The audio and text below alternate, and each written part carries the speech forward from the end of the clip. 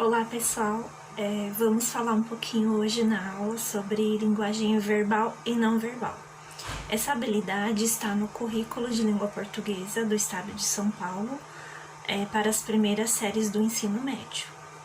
Para a gente falar um pouquinho sobre linguagem verbal e não verbal, vamos pensar na seguinte situação. O pessoal está falando do retorno das aulas, né? E aí a gente pensa o seguinte: você se deslocando até a sua escola, né? E de repente você tem que fazer atravessar uma avenida, né, muito movimentada. E aí você segue a faixa de pedestres, né, e você espera a sinalização, né, o farol ficar verde para o pedestre e vermelho para o motorista. Então vamos pensar um pouquinho nesse tipo de linguagem. Quando eu utilizo essa linguagem do trânsito, eu me refiro à linguagem verbal ou não verbal? Então, pensando na sinalização do trânsito, né, a gente tem como exemplo a linguagem não verbal, né?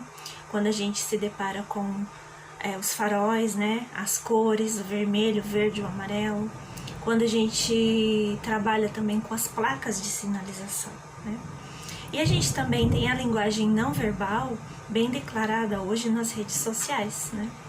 Quando a gente coloca os emotions, né, com as carinhas para indicar quando a gente está triste, quando a gente está chateado, quando a gente, né, não está bem de saúde. Então, para cada sentimento, nós temos uma linguagem não verbal e ela rola muito hoje, né, na internet, com a questão das figurinhas, né, esses emotions, e outras imagens que a gente utiliza no nosso dia a dia, certo? E a gente relacionar assim fica bem legal, né, com a nossa vida. Com relação à linguagem verbal, o que a gente tem é tudo aquilo que a gente usa na língua falada ou na língua escrita. Então, por exemplo, eu vou estou explicando para vocês aqui, né, um conceito, uma habilidade.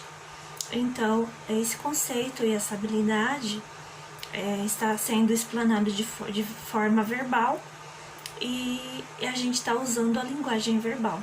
E também tem a questão dos poemas escritos na língua portuguesa, os textos das diversas disciplinas, a literatura, né? Então, essas são as expressões que a gente encontra da linguagem verbal, né, na nossa literatura.